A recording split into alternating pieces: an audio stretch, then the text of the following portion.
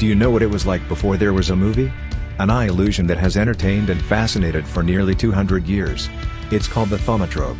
I'm going to show you how two disparate images come together and become one.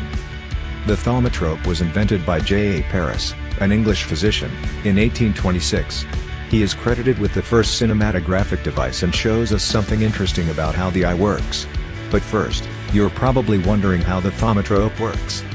All you have to do is take a small piece of cardboard, say about the size of a coaster, and draw two different pictures on either side. In Paris's original version, there was an empty bird cage on one side and a bird on the other. Now attach a string to the end so that the whole thing can be spun. Spin the thaumatrope and it becomes one picture. The retina of your eye sends visual information back to your brain. But the communication channels are not infinitely fast.